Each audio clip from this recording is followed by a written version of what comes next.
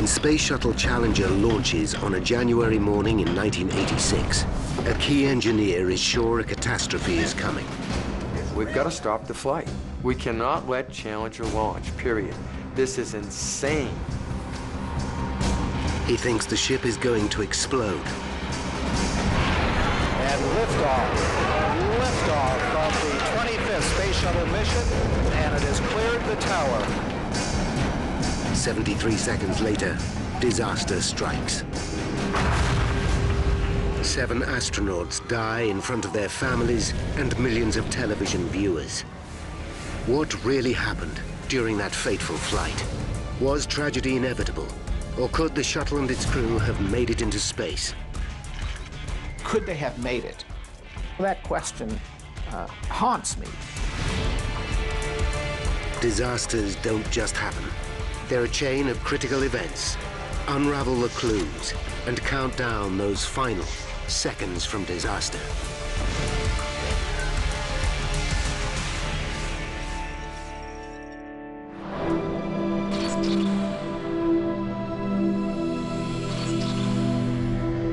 North America, Florida. January 28th, 1986. 8:08 a.m. 1.5 hours to liftoff. At Kennedy Space Center, final preparations are underway for the most anticipated space mission since the glory days of the Apollo era. Thousands have descended to the Cape to watch Space Shuttle Challenger make history by sending the first citizen into space. Schoolteacher Krista McAuliffe. Krista never thought of herself as an astronaut. She felt that she was a teacher now. She felt this way, that she could show everyone how important teachers were and get children excited about education and wanting to do the very best that they could. She said it was the best field trip ever. Oh, that's great, I love it! 37-year-old Krista, mother of Scott and Caroline, has spent 5 months training for space. In the process, she has become a national celebrity. She knows there's a lot riding on this mission. The 25th shuttle launch will be far more than just another trip into orbit. It's designed to resurrect the entire program. After 2 decades of budget cuts and a loss of public interest, the shuttle has never made good on its promise to provide a routine bus service to space. By sending Krista into orbit, NASA hoped to restore faith in their billion-dollar baby. 8:38 a.m., 1 hour to liftoff. Krista and the 6 other astronauts kit up and prepare to board the spacecraft. Pilot Mike Smith is making his launch debut. Specialists Ron McNair, Ellison Onizuka, and Judy Resnick have flown 3 missions between them. Satellite specialist Greg Jarvis is on his first trip. Thank you very much. And leading the mission is Commander Dick Scobie. As usual, it's a real pleasure to be at the Cape, to come down here and participate in something that the Cape does better than anybody in the world, and that's launching space vehicles. To finally be the commander of a mission into space was a tremendous reward to him. He loved to dance the skies. Dick and June were childhood sweethearts, married for 14 years. This is the second time she is watching her husband set off for space. Good morning, Mike. We're ready today. Charlie. Of the 4 spacecraft in the fleet, Challenger is by far the most reliable. In the 2.5 years since its space debut, it has flown 40% of all shuttle missions, sending 51 astronauts into space on 9 trouble-free flights. LVCC, OTC. Go ahead. Okay, as soon as you're ready, got to go to close out the crew compartment hatch. Okay, we copy. But this mission has not been going to plan. Bad weather has delayed launch for over a week. Unseasonably cold weather has covered the pad in sheets of ice 7.5 centimeters thick and icicles over 1 meter long. No shuttle has ever launched in such freezing conditions. They're still assessing the ice problem that we had on the structure. Launch control decide to delay liftoff for 2 hours in the hope that most of the ice will melt. From their position in the stands, Krista's parents are worried. Just didn't feel right at all. And my husband said, he said, you know, if I could go and take her off that thing, I would. Good morning, Krista. Hope we go today. Good morning, hope so too. With 30 minutes to go, air traffic control clears Eastern Airlines Flight 677 to fly over the Cape en route to Tampa, Florida. Suddenly, the plane hits a strong jet stream.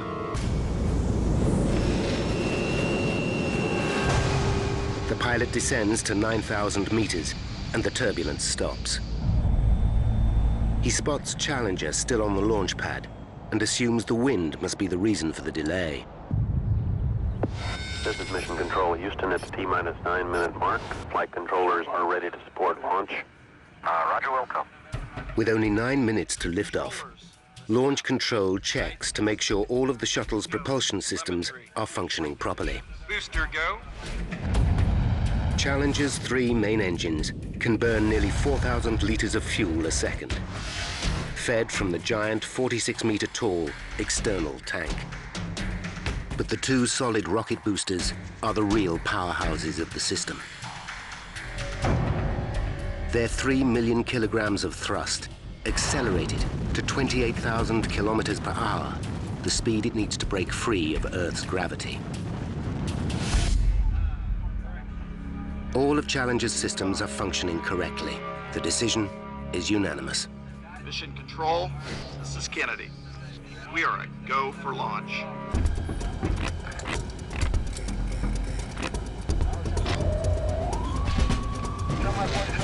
T-minus 2 minutes. With so much fuel in one place, the risks are clear to everyone. But in the history of American spaceflight, no astronaut has ever been killed at liftoff. A comforting fact for some. I suppose every once in a while you'd think about it, but you'd say, oh, NASA can do no wrong. And like Krista said, you know, Mom, she said that shuttle, they can shut that down the very last second if anything's wrong. 10, 9, 8, 7, 6, 5, 4, 3, 2, 1.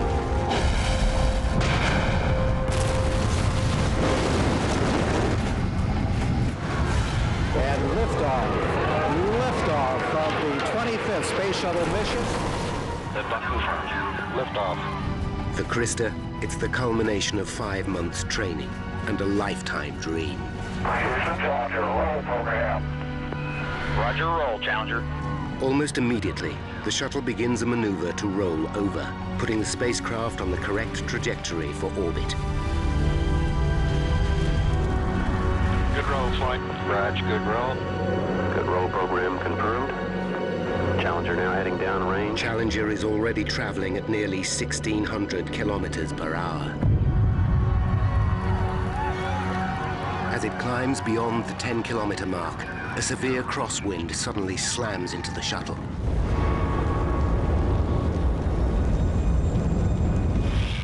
Over 3,000 kilometers away, engineer Roger Beaujolais is watching in horror.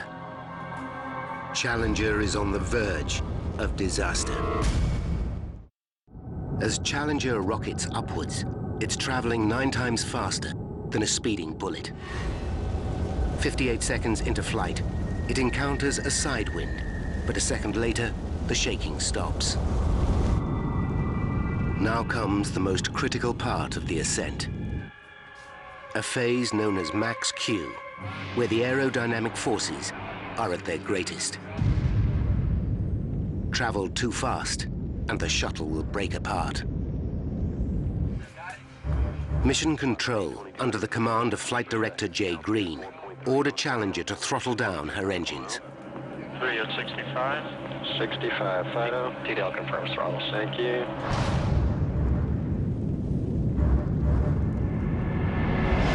At 66 seconds, Challenger gets the all clear. It has made it safely through max Q and enters the thinner air of the upper atmosphere. Now it must accelerate to over 28,000 kilometers per hour to escape Earth's gravity. It's time to turn up the main engines to full power. Mission Control gives the cue. Challenger, go with throttle up. Challenger, go with throttle up.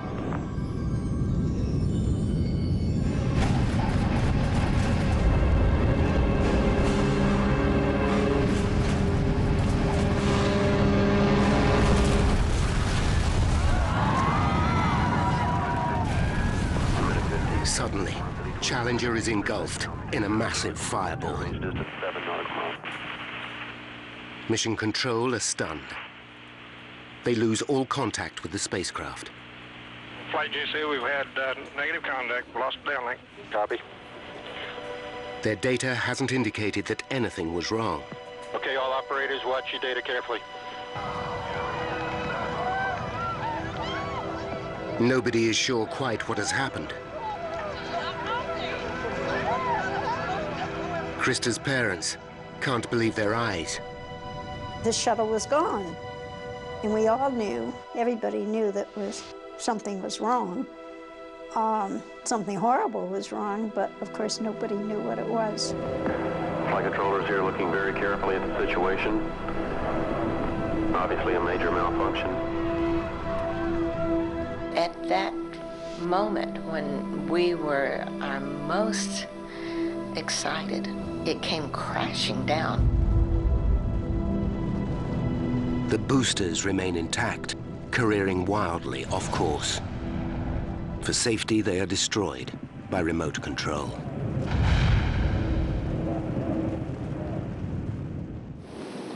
You know, you just hope against all odds that the orbiter was able to separate.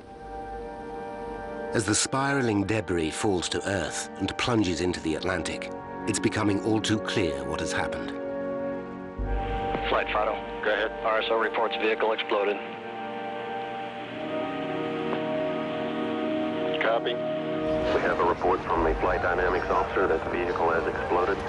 Flight director confirms that. We are looking at checking with the recovery forces to see what can be done at this point. We were just so stricken that this had happened because I never expected anything to happen.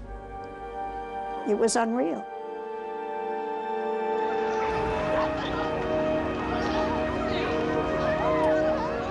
Incredibly, as the wreckage emerges from the fireball, the crew compartment is still in one piece. Fido flight, go ahead. Do the RSOs have an impact point? Stand by. At Mission Control, Jay Green gets the exact location where the wreckage hit the ocean.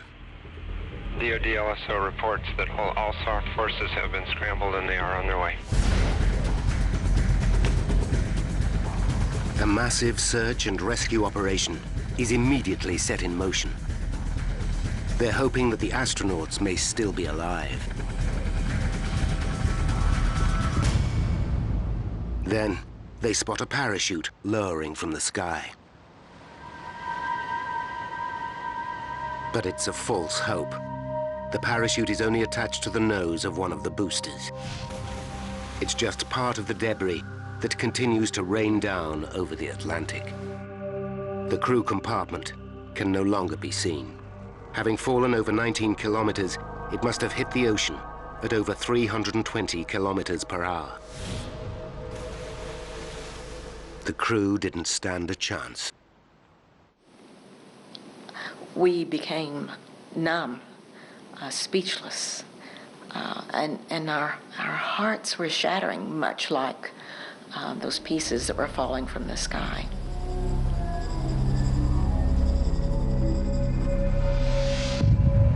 When salvage teams manage to locate the remains of the crew module, what they discover is truly horrifying.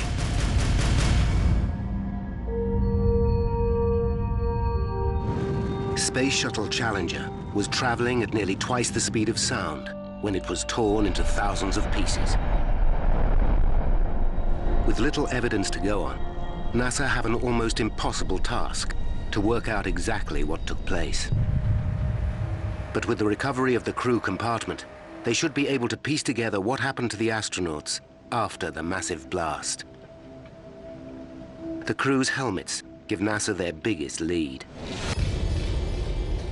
Each astronaut had an air supply attached to their helmet to be used in an emergency. In the wreckage, NASA find that 3 of them had been activated. It's a horrifying discovery. It means that at least 3 of the astronauts survived the explosion and could have been alive during the fall to Earth, a journey of over 2.5 minutes. At the memorial service, President Reagan pays tribute to the brave crew. All the relatives of the astronauts are there, including June and her family. We were just barely able to put one step in front of the other. There was silence among all these family members. We were stunned. You never can prepare for anything like this. The best we can do is remember our 7 astronauts, bringing life and love and joy to those who knew them, and pride to a nation. I was just sad. I just felt the loss. I felt naturally that it never should have happened, and I couldn't do anything about it. Dick, Mike, Judy, Elle, Ron, Greg, and Krista, your families and your country mourn your passing. We bid you goodbye. We will never forget you. While America mourns, the pressure is on to find out exactly what caused the shuttle to explode. A presidential commission spent 5 months investigating the disaster and discover that the right solid rocket booster malfunctioned. The booster is made up of 4 segments bolted together. Where they meet is called a field joint. The area is sealed by a pair of compressed rubber O-rings. At ignition, the rocket fires up in under 1/100th of a second and forces the booster's steel casing outwards. The O-rings must expand at a speed faster than a blink of an eye to stop the rocket fuel escaping out the joint. The commission found that due to the freezing temperatures, the O-rings in the right booster's lowermost field joint did not enlarge as they should have. Gases twice as hot as the inside of a blast furnace escaped with deadly results. And liftoff of the 25th Space Shuttle mission. As the shuttle accelerated skywards past Max Q, a flame burnt away the support attaching the booster to the external tank. As the attachment broke free completely, the entire bottom section gave way. The nose of the booster crashed into the top of the tank with devastating results.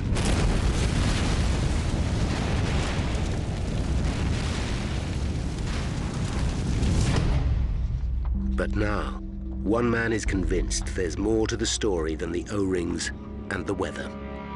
After the investigation, a fairly simple conclusion was drawn in the public mind about what went wrong. Cold plus O-rings. Put them together and you have a Challenger explosion. Well, there was more to the story. Renowned author James Childs has spent 20 years unraveling some of the world's worst technological disasters. He's investigated everything from the Chernobyl nuclear explosion to the Air France Concorde disaster.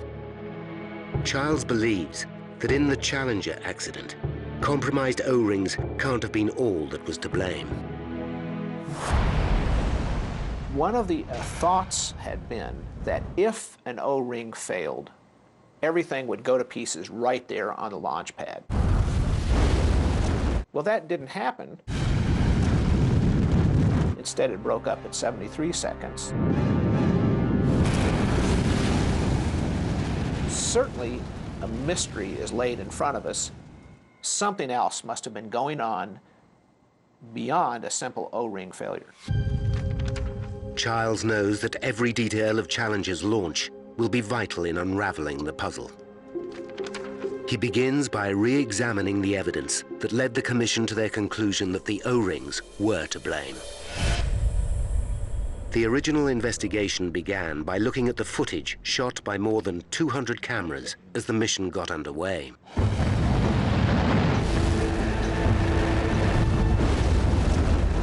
In the first 2 seconds, the images reveal mysterious black smoke billowing out from behind the right booster near the external tank.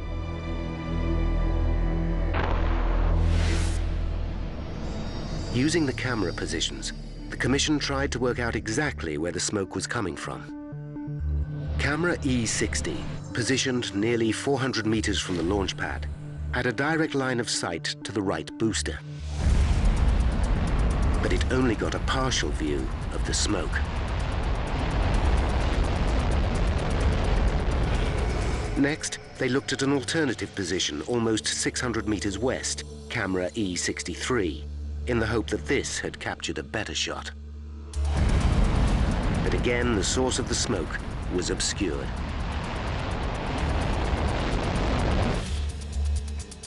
The precise location of the smoke was unclear. So the Commission compared the two shots and calculated its origin to be within a 1.3 meter section of the right rocket booster's surface, 13 meters up. Analysis of the footage also indicated the smoke was billowing upwards. This vital information, together with the black color of the smoke, showed that it was the O-rings that were burning. But Jim Childs is not convinced this is the whole truth. If the O-rings had been breached and were leaking rocket fuel, the super-hot gases should have burned through the booster casing immediately, blowing the entire shuttle to pieces at liftoff.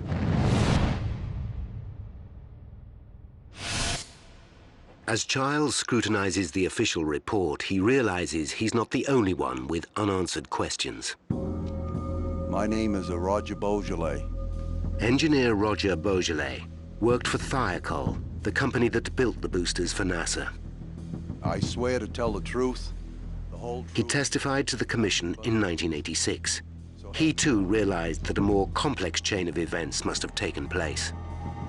On the morning of the launch, they were expecting temperature. If we had a leak in a joint, it would blow up right at ignition. And not only blow up the shuttle, kill the astronauts, but it would blow up all the launch pad facilities also. Beaujolais' evidence stunned the Commission. He revealed that he knew that the cold weather would jeopardize the mission. His conviction was based on evidence from a previous launch. A year earlier, in 1985, Discovery lifted off on a cold January morning. The temperature was just 11 degrees Celsius, the coldest launch conditions prior to Challenger's liftoff. When Discovery's rocket boosters were recovered, Beaujolais found a major problem in one of the field joints. There was a large amount of soot and signs of scorching around the O-rings. Beaujolais believed the cold made the O-rings rigid and prevented them sealing. On further examination, he noticed how close Discovery had come to catastrophe. The O-rings were less than a millimeter away from burning through completely. But as Childs reads the report, he realizes Beaujolais' testimony didn't stop there. We scheduled a teleconference between... He made a far more damning revelation. A full 13 hours before liftoff, Beaujolais had actually tried to stop the launch. This here, gentlemen, proves without a doubt that the O-rings will not seal the joint. Had he been listened to, the disaster may never have happened at all. Journalist Jim Childs is re-examining a critical aspect of the Challenger shuttle disaster. Why didn't the vehicle blow up at its most vulnerable point, during liftoff, when all the evidence says it should have? As he reads the report, he finds out rocket engineer Roger Beaujolais predicted such a scenario at a teleconference held the night before launch. Taking part were Morton Thiokol's 4 senior managers, NASA managers at Kennedy Space Center, and in Tennessee, NASA's head of rocket boosters, Lawrence Malloy. I don't think that you fully appreciate seriousness. The question was asked, are you guys concerned about launching in cold weather tomorrow? When I heard that, I almost went nuts. I recommend that we do not launch if the temperature is below 53 degrees Fahrenheit. When Beaujolais warned them that the freezing temperatures made it too dangerous to go ahead, Thiokol's managers immediately advised NASA not to launch. We recommend not launching. But NASA considered the data to be inconclusive. I'm appalled. How can you possibly enter into this conversation the night before a launch? My God, Thiokol, that makes no sense. Larry Malloy states, my God, Thiokol, when do you want me to launch? Next April? Why are you guys trying to come up with launch commit criteria on the eve of a launch? In response to Malloy, Thiokol's managers put the teleconference on hold and reconsidered their position. It's obvious that our hands are tied. When it looked like they were changing their minds, Beaujolais made a last-ditch attempt to convince them to abort. This, gentlemen, this is real data. He reminded them of the burnt O-rings from Discovery's near-fatal flight a year earlier. Look at it! Damn it, look at it! I was literally screaming at them to look at the photos and not ignore what they were telling us. You have to be blind, deaf, and dumb not to know what these two pictures are telling you. The longer the delay in sailing the joint, the greater the risk of disaster. But this time, Beaujolais' evidence was ignored. General manager said in a soft voice, take off your engineering hat and put on your management hat. That is the strongest metaphor to play ball that I've ever heard in my 27-year engineering career in the aerospace industry. Okay, gentlemen, let's take a vote on it. Go for launch. Yeah.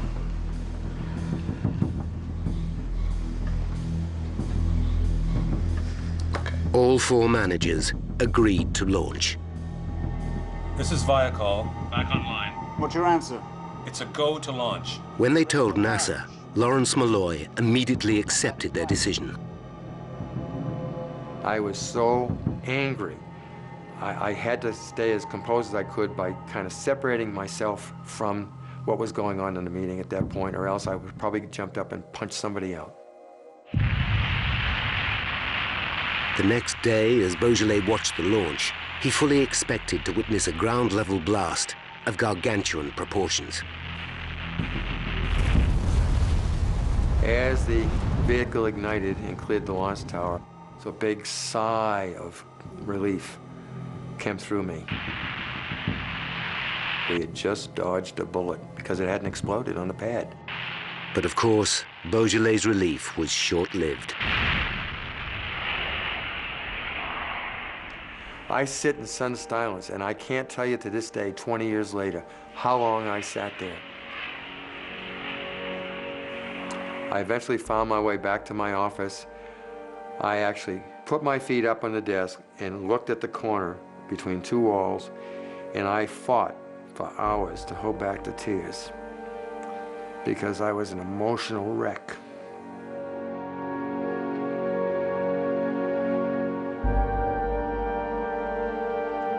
If even the one man who predicted disaster was surprised at what actually happened, then surely there's more to discover about how the 7 astronauts were killed. Like the commission before him, Charles returns to the image of the black smoke leaking from the right solid rocket booster. After all, this was the key evidence that pointed to the O-rings being the cause. Are there any more clues to be had from this precious footage? One becomes immediately obvious. The smoke starts, then stops 2 seconds later. Why? We know from the film, the smoke starts shortly after launch, it goes for about 2 seconds, it stops. We know that something has stopped it. We don't know what. And there is more. The smoke does not come out in one long plume. It comes out as a series of 9 short puffs. What is causing this pulsing? The investigators knew that the booster was put under incredible stress at the point of ignition, so they examined this critical phase in more detail. To fire the booster, a flame is shot from the top downwards through a tunnel in the middle of the solid fuel. In less than 1/100th of a second, the rocket ignites. The explosive force causes the steel casing to expand outwards in one sharp movement. The gases burning inside are now under tremendous pressure and firing out of the exhaust at over 8,500 kilometers per hour. But despite being under continuous strain, the field joint on Challenger's right booster somehow sealed itself, and the smoke stopped. Childs examines how the investigators answered this thorny mystery. They looked further back at the takeoff sequence. 6 seconds before liftoff, the main engines fire up. At this point, the whole shuttle is still bolted to the ground. The enormous thrust pushes Challenger's nose over by a meter. As it returns to vertical, the bolts fixing the shuttle to the pad release, and simultaneously the boosters ignite. This rocking motion sends a shock wave throughout the entire vehicle. It's a phenomenon NASA engineers call the twang. As the vibration passes through the structure, is it possible that the resonance is opening and closing the seal inside the field joint? Is this what is causing the black smoke to billow out in puffs? If so, then the timing of the puffs should match exactly the twang's natural frequency of 3 times a second. From careful examination of the film, the smoke does indeed seem to billow out at the same rate. It's clear from the match between the frequency of the smoke puffs and the vibration of the solid rocket booster that the twang is directly responsible for these puffs of smoke. It's a major step forward. As the solid rocket booster flexed, it must have caused the field joint to open momentarily, producing the telltale puffs of smoke. But the second, more difficult question remains. If the O-rings were being breached, why did the smoke suddenly stop 2.6 seconds into liftoff? Most likely scenario is that something blocked the hole. That really can be the only explanation. With the booster running at such intense temperature and pressure, only one thing could have blocked the hole: the rocket fuel itself.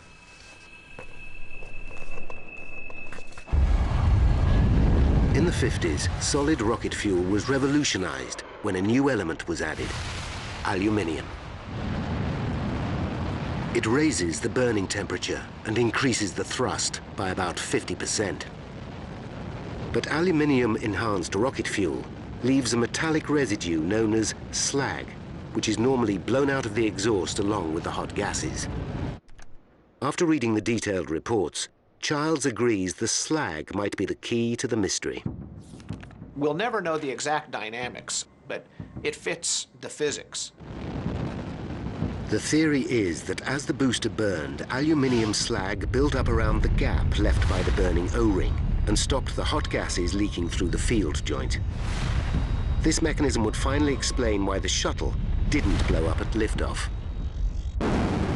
So given that the booster survived the most dangerous phase of any mission, the traumatic shake-up of launch, why did disaster strike 73 seconds into flight? The commission uncovered 2 important leads. At 58.8 seconds, a film camera captures a flame appearing on the side of the right booster. Moments later, there's an unexpected reading in Challenger's flight data. More than 2,000 transmitters spread all over the vehicle give mission control an accurate account of the spacecraft's behavior in real time. The information, called telemetry, is recorded on the ground. At 60 seconds, the pressure in the booster suddenly starts to fall from 44.7 kilograms per square centimeter to 43 kilograms per square centimeter. Something has gone wrong in the right-hand booster. It's 24 pounds per square inch low. A loss of pressure can mean only one thing. The hole has reappeared and rocket fuel is escaping at high speed. So Childs now has to find the reason why the hole opened. Immediately he notices what seems too much like a coincidence. At the very moment the flame appears, 58.8 seconds into the flight, Challenger passes through the danger zone known as max Q. This is where the air resistance experienced by the shuttle is at its greatest and the structural forces peak. Given that max Q occurred just as the flame appeared, Childs wonders if the stresses on the ship could have dislodged the slag. Why would it open again? It might well have to do with the stresses on the shuttle at around the 60-second point. That might well be enough to open it up and free those chunks of slag. It's a reasonable theory, but there's no proof. The shuttle was not overspeeding and had correctly throttled down to 65%, so it shouldn't have been unduly stressed. Engines at 65%, 3 engines running normally, 3 good fuel cells, 3 good APUs. Perhaps something else was going on. Reading through a little-known report by an engineer who studied the accident on Morton Thiokol's behalf, Childs stumbles on an intriguing possibility. He takes another look at the film of Challenger's ascent.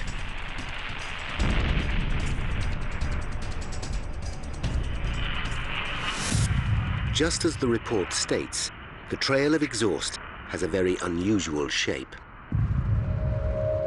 The column of smoke displays a dramatic zigzag, then returns to vertical just moments before the astronauts were killed. Is this smoke trail evidence that the shuttle was hit by a strong side wind during its ascent? Initially, it's hard to make the theory stand up. In the hours leading up to liftoff, NASA's meteorologists sent up several weather balloons to check for strong crosswinds. Their data indicates there was nothing unusual. But Childs isn't convinced the weather balloons got it right. Closer examination reveals the balloons had drifted over 64 kilometers downwind during their ascent. It's unlikely they would have experienced the same weather conditions as Challenger. Further intriguing evidence comes from the telemetry that monitors the ship's direction. At 58 seconds into flight, Challenger's main engine nozzles suddenly alter their thrust angle by 2 degrees. The large adjustment is an automated reaction to keep the craft on track and suggests that some external force could have been pushing Challenger off course. What's more, the shuttle's lateral accelerometer, a device that measures sideways movement, throws up a surprising reading at exactly the same moment. There's a sinister gap in the data. This could mean one of 2 things. Either there was a glitch in the telemetry, or the lateral acceleration was so violent that the reading went right off the scale. If the second of these 2 options is the truth, it could be the key as to why Challenger blew apart, taking with it the lives of 7 astronauts. Jim Childs believes he's close to finding out the truth behind what may have caused the Challenger disaster. The telemetry indicates that the shuttle was knocked violently sideways at 58 seconds into the flight.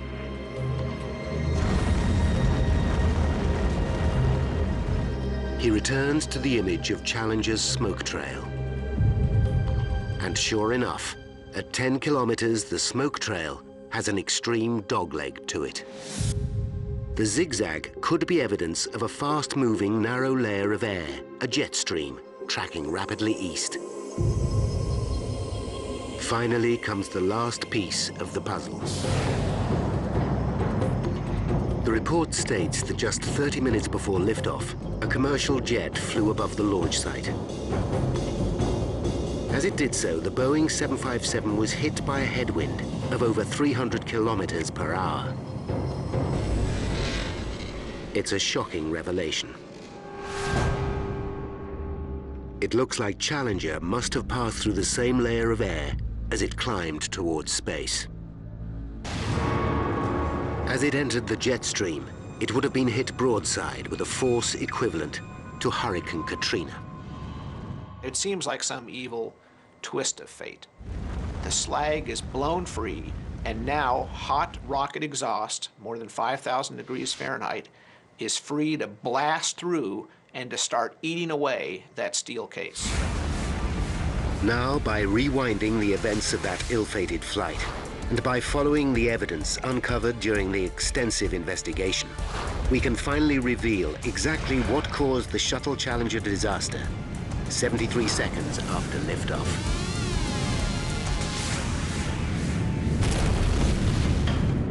Four, three, 73 seconds to disaster. 1.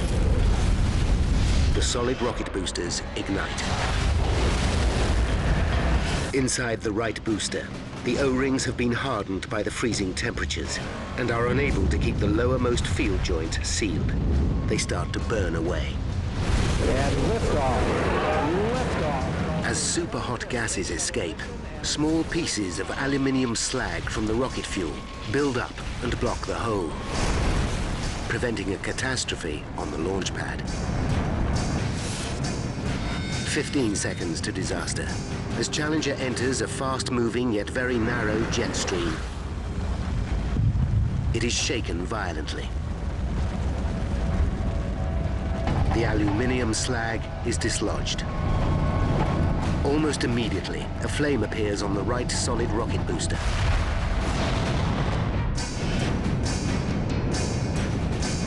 Eight seconds to disaster. With blowtorch intensity, the flame penetrates the external tank, and liquid hydrogen starts to spill out. 1 second to disaster. The attachment between the booster and the tank breaks free, and the entire bottom section of the tank gives way. The inferno thrusts the hydrogen compartment upwards into the oxygen-filled container, just as the nose of the booster crashes into the top of the external tank. Nearly 2 million liters of fuel combust instantaneously. The shuttle breaks apart.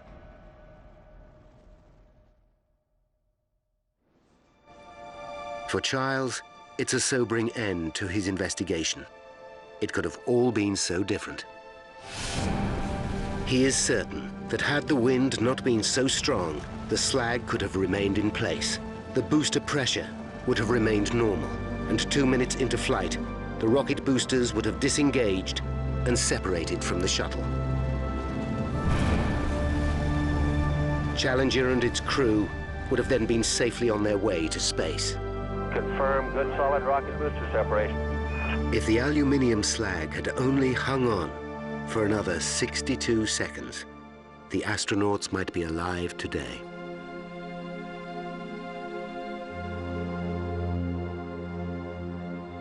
My husband was very angry, very angry. In fact, he was so angry they were worried about him that he might have a heart attack.